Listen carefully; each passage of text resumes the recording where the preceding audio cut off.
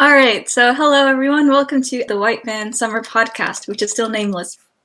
This week's topic is going to be a Q&A for first years. Let's start with introductions. So first of all, I'm your host. My name is Orange. Shiva, would you like to go next? Who? Shiva. Okay, I'll go, I guess. Goodness. I'm Daniel. Hi.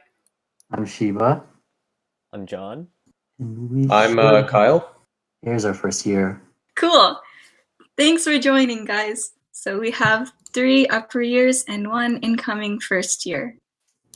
So in the last episode, we actually ended with a question that we wanted to answer at the beginning of this episode. So it's like a carryover question. It seems like we have 2 versions of this question. The original question was, if you had to design a dating app, how would it work? And the reason we asked this question was because last episode ended by talking about Aphrodite. So they were curious what you guys would think about Aphrodite. Anyone want to answer that one? Considering I got no match, I'd have very mixed feelings about it. You didn't get a match for Aphrodite? No, I didn't.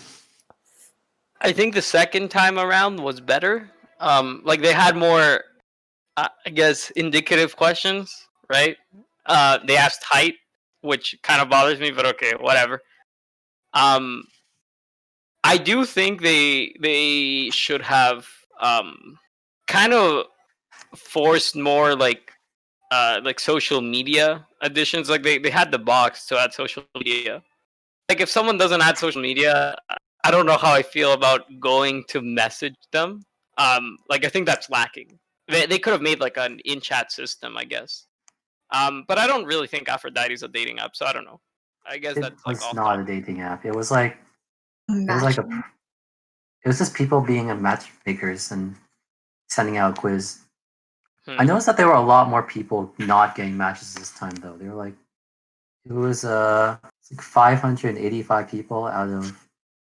I think it's because last time it was Valentine's, right? So more people. Yeah, so people were. Or I guess actually looking. More people of the same or of both genders were inclined to apply, right? Yeah, but then this time it was kind of limited to Reddit users and then anyone else who spread the word out.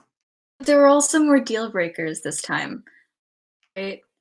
Like that question, something about what finger was longer, your index finger or your ring finger. So imagine if everything else matched, but ring finger was too long. So wait, that was a deal breaker? You're lying. I don't know, maybe. Why else would they have asked that? But why it's would a they personality thing, but maybe it was a quirky haha, what's your horoscope? Yeah, it's something like that. But imagine imagine getting the full report and being yeah, all the people with a long ass middle finger didn't get matches, whereas people with a short middle finger all got matches. Gosh. Okay, wait. So then, if we had to improve Aphrodite, how would you improve it? I don't know about the matchmaking system, but definitely make something So apparently, you can chat within app. Man, I feel like it's shallow to say that pictures would matter, but I think pictures do matter. So I mean, if I was making a dating app, I would I think the matching algorithm may have been good, but I think pictures and a chat system would be important. Yeah, I think looks matter a lot, and I don't care if anyone disagrees with me. Looks do matter to a certain degree. If looks didn't matter, the fashion industry would be complete shit. That's true. Very insightful, thank you. You notice a common complaint is that people don't have good photos of themselves, or they use filters or something. That was the other thing. It's not even filters. Some people just were Mia. You couldn't find them, right? So you don't know what they look like. You don't know what they're like. And sometimes they won't even give you a social. So what do you do? Well, even if they provide a social, some accounts are privated, so you can't really decipher much unless they post a very close selfie on their profile picture. Okay, wait, I have a question. Why did everyone opt for social media instead of emailing? Because emailing, okay, You're I not think into part of lame. it is You also for have to me. go Part through of it U of was T. part of it for me was the like picture thing, right? If someone has a social, I can like creep them. Um, so like when someone doesn't add a social, like the first time around they didn't give the opportunity, right? This Mhm. time they did, and if someone doesn't add any social, for one, it makes me feel like maybe they like I don't think everyone that doesn't have a social media is like like a shut in or like weird, but it does give like that flag. It's like you don't have any account that I could like creep you on, like bruh. So like Yeah, I it's a don't know. little. It's like a red flag, and then like I don't want to write an email. Like I'm not writing to my manager, Yeah, right? I'm not gonna be like, "Hi, so and so. Sincerely. I saw that we matched on this app. Well, I would like to propose that blah blah blah blah." Yeah, I don't know. Not the vibe. Yeah, yeah. that's No, fine. I agree with everything you just said, but I'm still gonna continue to not use social media that much, just because like, what am I gonna put on there? Well, no, it's not Like about using your it. I'm face. saying you have social media though. Yeah, I have like one or two posts, and then and that's pretty much it. So one of the But comments still, says they should give more than your U of T email, like your home address. Horrible idea. 0 out of 10. oh So the first half of this podcast is kind of talking about university outside academics, because that's pretty relevant to incoming first years. The first topic is kind of just like, what clubs should a first year join? How do they find out about clubs? Did you join any clubs in your first year? Would you recommend? That kind of stuff. oh, I guess I'm the one who joined the most clubs out of all of us. Did I went okay? So in my first year, I met some people through Frosh, and like turns out they were religious, so they asked me to come along to like some religious clubs meetings, and I was like, so the first time I went, I was like, okay, let's try to meet people and be open minded. But once I got there, I was like, why am I here? I'm not religious. This is kind of weird. I don't understand anything. But there's free food, so I'll stay for the hour and a half. But after that, I never went back to any of them. The only club I stuck with was archery. That was only because I was interested for a long time. And so I stuck with that for my entire 4 years, eventually becoming part of the exec team and everything. Wait, you're part of the exec team for the Well, archery? I was. I'm Cool. graduated now, so like I'm out. But See, but yeah, definitely having actual common interests that you're not interested in would be a good start. First year I joined the tennis club, but only in name. There was like every year we have those like the club fest thing, where like people set up the shops and you go oh around and yeah. they recruit you, I guess. Um, I like tennis. Like I used to play it like every so often when I was young. So I joined thinking that maybe I'd play, but like then it's just like I don't know. I'm not one to like go to like I don't want to say that I don't have school spirit, but I just didn't feel like going to random tennis stuff. But then I got emails about it for like the next 2 years, so I felt like I was a member, but I wasn't really. Oh yeah, it was the same way with the anime club. Like I signed up and everything, and it just No, I remember never walking went. past it and I was like, a little too cringe. I'll just watch anime on my own time. Yeah, it What do they was do at Anime Club? of the few times I've seen them. It was a little cringe. What do they Like, do at Anime Club? Watch it's anime. pretty much like yeah, it's pretty much that. Like they'll host like a movie night and stuff, and I'm like, I realized then that I was actually a closet weeb,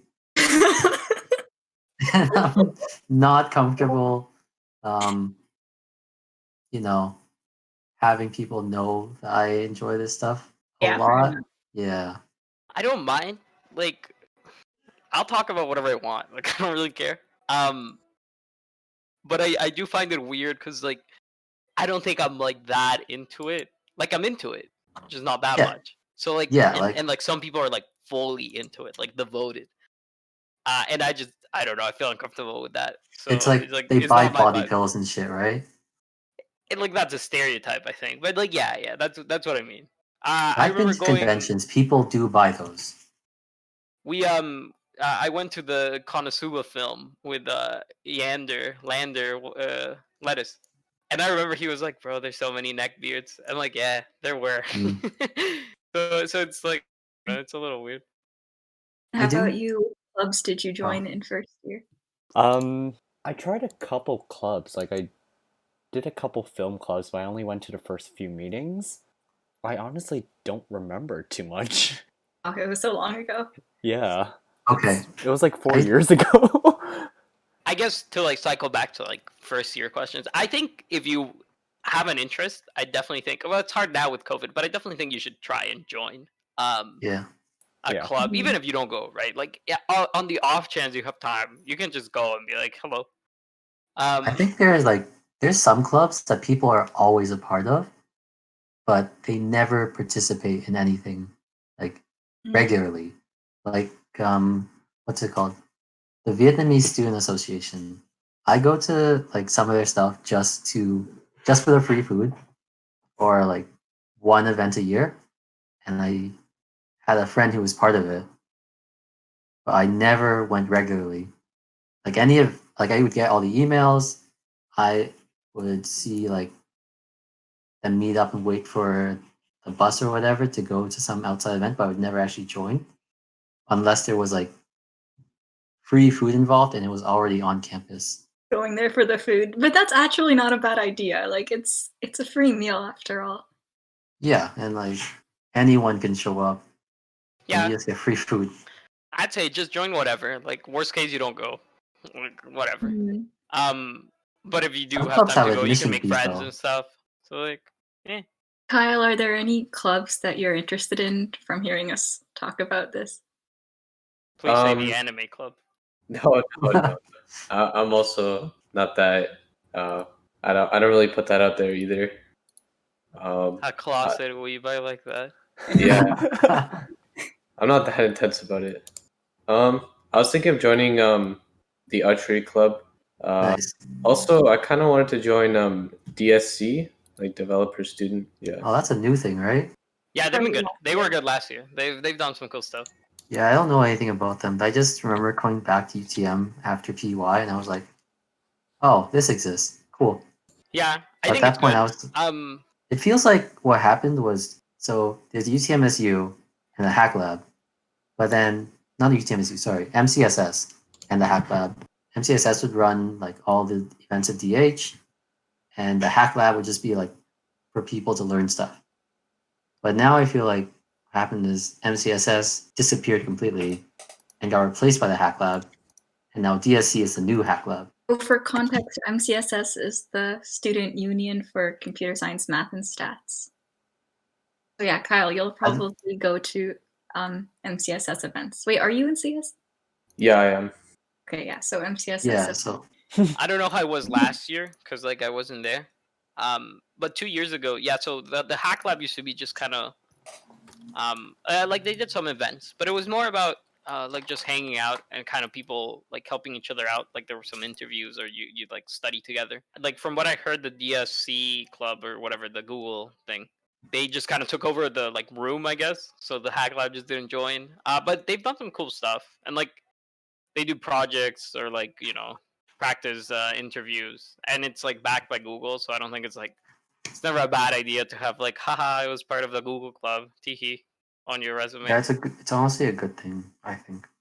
Yeah, like I think you should join it. Like, and if there's something cool that you want to do in it, do it. But like, even if you don't, like, if you go to events, then you can be like, haha, teehee. Oh yeah, Yeah. that's another thing. Like even if you aren't part of the club, sometimes if you're just walking by and you notice like the robotics club, for example, is having some event, you can usually just drop in. And if you're unwelcome, you can just disappear. But usually they'll just invite you in. Okay, I sometimes occasionally sit in. And it's kind of scary because the only reason I'm comfortable just walking in is because I've been here so long, I don't give a shit anymore, and I know the people in there. But for someone like brand new just showing up, it could be pretty intimidating. Okay, so this is the benefit of it being online. So you can join anonymously, just eavesdrop. Is that bad advice? I don't know. I think that's a good point. I don't think it's bad advice to like drop in anonymously. So going off that, our next topic thing is What are some ways that we can stay healthy at university? Define Oh, I healthy. guess- Yeah, that's not healthy. Sorry, the gyms are closed. Because Physically? Or, nutrition-wise. mentally is Like also a food thing. wise, are we talking about like physical health, right? Kyle, do you know what freshman 15 is? That's where you gain 15 pounds going into university. Or lose 15. Ah, You I gain think if 15 you're pounds. not living on res, you probably don't have to worry too much. Because like you'll still be eating food from your house, right? And like presumably, especially with COVID, it's not like drinking will be happening.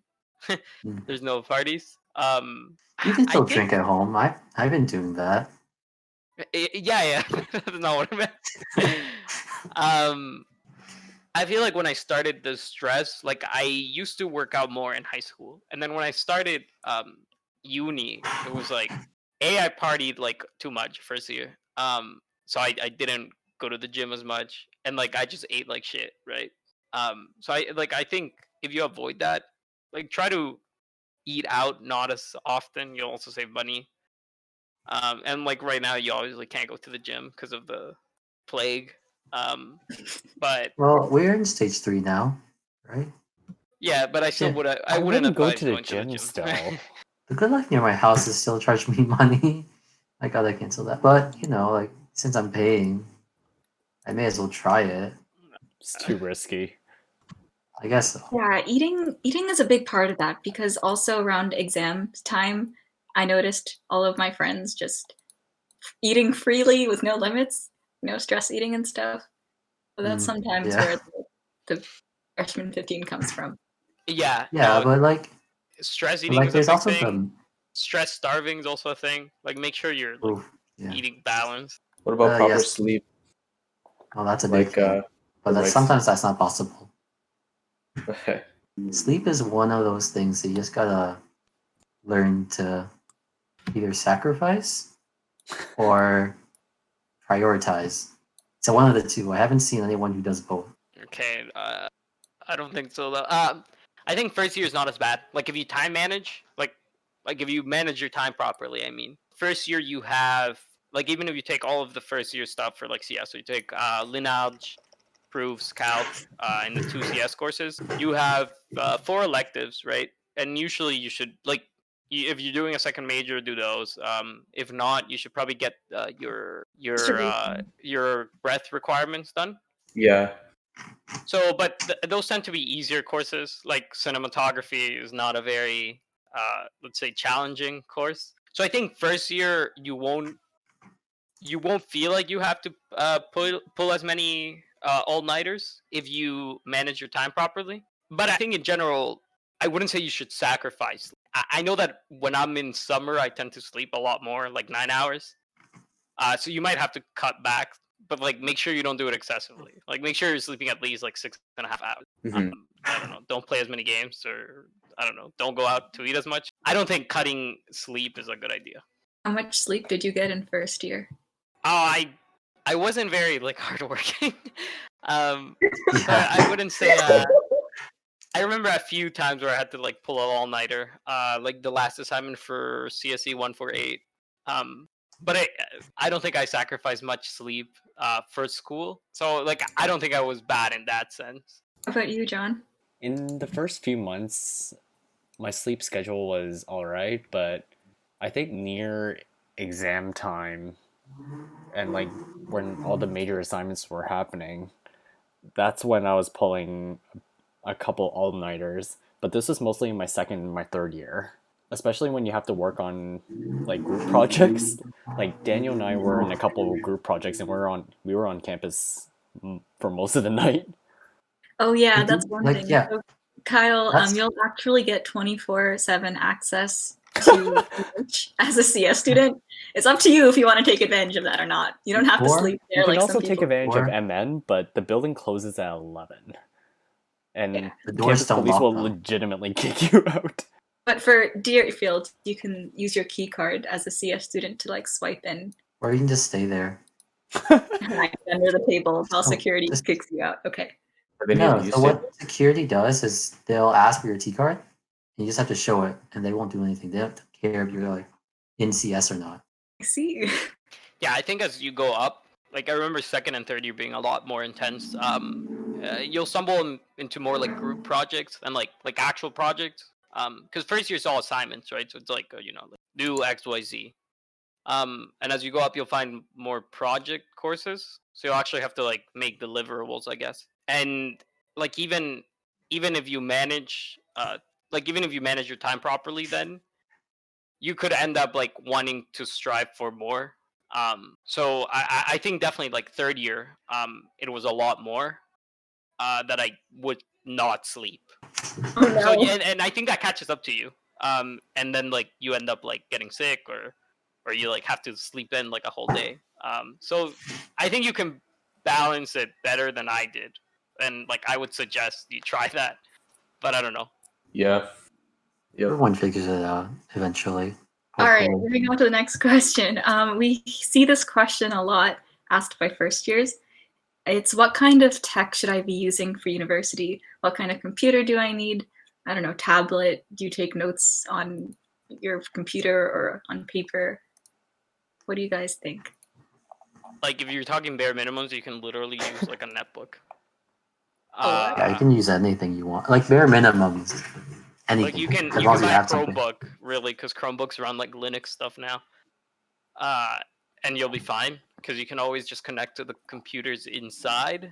Of course, I'm talking for CS. I know there's there's like CCIT does like graphic stuff, so you might need more, something a bit especially now stronger. that it's everything online. Yeah. Well, But like for CS specifically, like you can get by with a netbook if you really want. So now that everything's online, you kind of need something that can actually run lectures. Well, I mean, what do you mean lectures? Like PDFs? It's kind of nice. Okay, I'm gonna go beyond the bare minimum. It's actually pretty nice to have a dual monitor setup at home right now. That's what I have. yeah. It's Nice. really nice. Already ready, 4.0 student. I knew it. On the right track. Would it be smart And to then, learn latex? Ooh, Not that's for a good No, first year, even- but you'll need it for second year up. Yeah. I started for what's it called? I think 137, just because like my handwriting's absolute garbage. Oh yeah, you'll see the people in your class who take notes on LaTeX, and it's like, okay, very fancy, but Yeah, it's I can't do useful. it. I don't know how those people do it. That's It kind of does- intense. It does make your thing look a lot prettier. But I wouldn't take notes on that. Yeah, exactly. For submissions, How especially is math that? papers, it's good. Yeah. But for like notes, I wouldn't. Just open a TXT file. On But notes you would though, take notes on yo, a computer, not handwritten. yo, Kyle, in high school, do you guys are allowed to use computers now or no? What do you mean? Like, if it wasn't for the pandemic, would you guys be able to take notes on your computer? Yeah. Have your own computer in class? Yeah. There are students who like just whip out a MacBook or Oh shit, whatever that's the thing now, eh? in the middle of class. Yeah. We had Okay, that so- too, actually, Shiba. I don't know if Yeah. you're not that much more boomer than I am. So Well, we had that in My my uni too. school, it was still like handwritten notes and everything. Like, you would have your computer, but you'd mostly bring it because, you would study during lunch or whatever. Well, that's why everyone's buying like Nope. iPads and Surface Pros and everything, because you can just easily write down your notes digitally. Yeah, Surface Pros are actually really good computers for university. I could say the Like, same you about iPads, but we're on two different two different Okay, I areas. I right haven't, but the reason why I say Surface Pro is good is because if you're gonna buy a computer device for university, you want something that like it's gonna be worth the money. With the Surface Pro, you can literally use it as a tablet to write on, as a computer to work with, and U of T will give you like Microsoft Word and shit, so you can use that for like all your non-CS courses. But then with an iPad, you have to buy another computer to actually like do everything else on. But I really do like my iPads. Probably one of the I better have for a writing. comment. So Ruchulin says, yes, we're allowed to take notes in computer in class, and I typically type my notes unless it's math. That's a very good idea. And then she has a question as well, is touchscreen important for university? That really depends on the person. Mhm. Depends. I would not recommend a touchscreen All of their computer. notes. I would not recommend a touchscreen computer unless it was a Surface. I had a I've 2-in-1, like those flips before, The yoga and it was laptops? good for. Sorry, The yoga laptops? it was a Dell, but Oh. yeah, the yoga laptops, I guess. It was good for studying. I'd like to study by writing down notes. So I would Same. open like the PDF slides and like fold my thing flat and then just use my finger as I went through the through the lecture slides or whatever. I like to do the same, but it's so hard to write with your finger. At least with the I didn't Surface, you write. get a I pen. didn't write. I would just use it like as a book, like as a Oh. Kindle, more or less. Okay. But yeah, I think I it guess. depends. I don't think like you won't if you don't have it, you won't be missing out. But like if you have it, you can find use for it. Yeah, I guess. Mm-hmm. You'll That find applies some to a lot. professors who won't allow you to use computers in class. So, for example, the professor for MGM 101 will tell you to go to a corner of the lecture room if you use a computer. But since it's online now, I don't think they'll even notice if you use it like Yeah, a computer or if it's written. So it's really up to you. if you can't use computer now, there's something wrong with that prof. Like, how are you supposed to, see them and everything? They were allowed to use computers, but everyone who used computers had to sit on the leftmost side of the classroom, and they couldn't sit in the front row. So it was like MGM 101. Yeah, MGM I think 101 the is GGR prof I was talking about did the same a thing. management course, I Or was think. it What, TT? what's Yeah. MGM 101? Introduction to management? Oh, There okay. are other courses like that. So I guess, that's really important reason to read your syllabus for. If you have an in-person class, read the syllabus, read the professor's policy on like attendance and how much you are active in class. Because sometimes if you use your computer, they might deduct marks for like Do people know what syllabus is? participation. Seriously? Yeah. What are the best places to shop at or eat at near UTM? That's very limited. UTM shopping fun. If it's shopping, No, I'm joking. is there anywhere Shopping, else you're other kinda than fucked. Square One? Like just go to Square One. Yeah. Amazon? Okay, that doesn't really count. Let's be realistic. No, so there's a bus that goes straight to Square One. Square One's like pretty big. It's usually packed. So obviously don't do that now. But like Square One's like your only option really. Like there's a Walmart if you're talking about Square One's One. the big Mississauga mall. I don't know if you It's Square One is Do you live basically in one of the Mississauga? big things Mississauga is known for. It's just like a really big mall. I think it's like the biggest in Ontario. No, it It's definitely isn't. But No, it's not. No, legally it is because the mall, because the land of the Square One owns the land. Isn't Yorkdale oh, bigger? you're talking about like the food Yorkdale, the places actual outside? mall, like the building itself, is bigger, but the land, like the square footage of the land that Square One owns, is a lot bigger than Yorkdale Huh. because it owns the movie theater, the parking lots, the actual mall itself. Okay, that makes sense. The bus There is an terminal is Osmond there. nearby. There's a Five Guys if you're into like greasy burgers. There's a McDonald's, although it's not that close. You can get Uber Eats from it though. What else is there? A There's Starbucks Common. There's a inside lot. as well. Oh, Golden Square.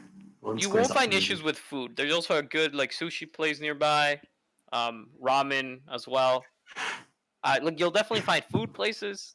Shopping, just Square One. Like Square. You could go. You could go to Aaron Mills. That's also like one bus ride away, but it's a Yeah, much that's true. smaller, much lamer mall. So I wouldn't like Yeah, between. it's not If really you had good. to pick, I'd go to Square One. If you Yeah, like Asian Square food, you're kind of set because Golden Square is just If you like Asian food bit and away. you live in Canada, you're kind of set. that's kind of true. Well, regardless, if you have Uber Eats or Skip the Dishes, it's really easy to order food, and delivery fees normally are not too expensive, so it's not too bad, actually. Yeah, that's true. I see a lot of Yeah. people on residence especially ordering out with Uber Eats. There's always those people outside the library that just order food every night. I know That was exactly me. what you're talking about, and it That was smells so me. good too. think that's It's like us the too. most delicious. It's one of the reasons I stopped studying at the library. You just get hungry. Yeah, I used I'm just to- always distracted. First year I used to go sleep there because the fourth floor used to be the quiet floor, not Oh, the yeah. quiet floor, the hangout floor, I think. Now it's Now we just sleep in DH. now and it's just DH. yeah, but first year I had like my frosh friends, and I would just go sleep there. So This is I horrible don't know. advice for first years. Don't sleep in university. Yeah. Go home. Go. There's nothing wrong with sleeping in university. It's true. Like if you really need to, Like I've literally went to the 4th floor of DH just to find a comfy couch to sleep on in the middle of the day. Have you ever slept there overnight? No, because I drive to school and then I live pretty relatively close because I can drive. But like sometimes if I do an all-nighter, it's not the best idea to be driving. I tried to stay awake. I just because I had to go somewhere and when you have to go somewhere, you can't really say hey, yeah, give me an hour or two. I need to sleep a bit first. No, you gotta just pick up your shit I and mean, go. you can't say that. But all right. So Not moving this- on to our next topic, then we have a question about living with parents versus moving out. But first of all, how many of us lived with parents throughout university? I think 'Cause all I of live us have with- done that because of no, COVID. John lived alone. Oh, Wait, have done it. Yeah. Wait, Okay. do So what? Kyle, now? are you planning on moving out? Lived with your or parents. staying? Planning on staying at home, but I don't know. I don't think I'm gonna go on res. I live too close. That's fair. I know some Yeah. people that moved out living a 10-minute drive. Jeez. That's Oh yeah, I know what you mean. There was this one girl I knew in archery. She lives just down the street in Streetsville. or And then whatever. went into res. Yeah, and I went to res for first year for the experience, and I think it's not a bad idea to want to live on res first year because it's because for people going into first year, university is an experience. For us, it's just kind of like school, but for them, it's a whole new thing, right? Well, especially in your first year, for me personally, I could have chosen to rent a place nearby, which could be cheaper, or live on res. But ultimately, I chose to live on res because one, they pair you up with other students who are also in your program, so you can at least meet some people who have the same classes, similar experiences, and so on and so forth.